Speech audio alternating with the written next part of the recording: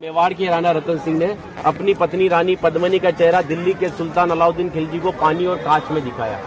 लेकिन हिंदुस्तान का साइंस कहता है कांच का आविष्कार 1535 में हुआ और रानी ने जौहर 1303 में किया।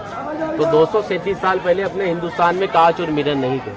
और अलाउद्दीन खिलजी के साथ में पर्सनल राइटर आया था जिसका नाम था अमीर खुसरो, जिसने उस समय किताब लिखी थी तारीख अलाइट। उसने लिखा था कि मेवाड़ की महिलाओं ने अपने सतीत्व धर्म के खातिर जौहर किया और राजपूत कभी भी कॉम्प्रोमाइज करना नहीं चाहते थे।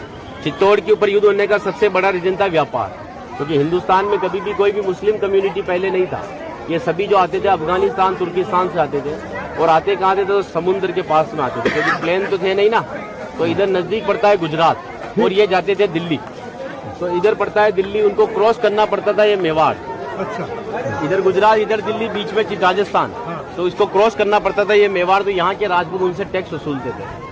तो वो समय था 1299 का, जब अलाउद्दीन खिलजी पूरे हिंदुस्तान पर इस्लामी शासन चाहता था। गुजरात से जब दिल्ली की ओर रवाना हुआ तो यहाँ पर राणा रतन सिंह के पिता थे रावल समर सिंह। उन्होंने दिल्ली जाने से पहले उससे टैक्स लिया और टैक्स लेने के बाद में जब अलाउद्दीन दिल्ली पहुंचा तो मेवाड़ से नाराज कि मुझे दिल्ली में शासन करने के बाद में हर बार मुझे मेवाड़ को टैक्स देना पड़ेगा, इससे अच्छा है मैं मेवाड़ को जीत लूं। तो दिल्ली से वो 1.5 लाख सेना को लेकर मेवाड़ की तरफ बढ़ा।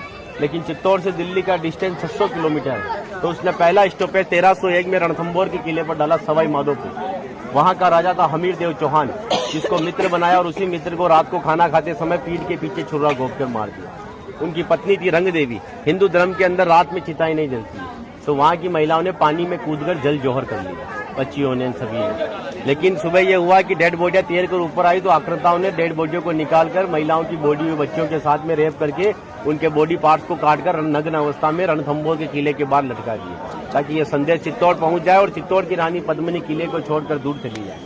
1303 में जब अलाउद्दीन चित्तौड़ पहुंचा तो किले के ऊपर आने के लिए उसको 7 गेट क्रॉस करना था, तो इम्पॉसिबल था। तो उसने 1.5 लाख सेना को किले के चारों तरफ फैलाया।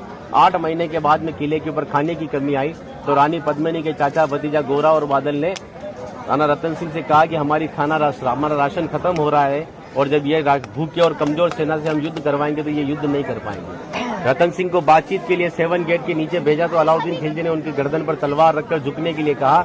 लेकिन मेवाड़ का राजपूत सर कटाने के लिए मंजूर होता है, लेकिन सर झुकाने के लिए कभी मंजूर नहीं हुआ। राणा रतन सिंह को धोखे से बंदी बनाया और रानी पद्मिनी को संदेश भेजा कि आप हमारी अधीनता स्वीकार करो, हम दिल्ली चलेंगे। रानी पद्मिनी कहती है जो नरसंहार तुमने 2 साल पहले रणथंभौर के किले में किया तो यहाँ की महिलाओं के साथ में भी वही होगा। इस वजह से जहाँ मैं जाऊंगी वहाँ ये वीरांगनाएं चलेगी। 2 महीने का समय लिया। अलाउद्दीन खिलजी ने 700 डोलियां किले की ओर भेजी, लेकिन रानी पद्मिनी को पता था कि मेवाड़ में घूंघट सिस्टम है। तो हर एक सोल्जर्स को लेडीज पोशाक पहनाकर तलवार और भालों के साथ में उस पालकी में बिठा दिया और रानी पद्मिनी की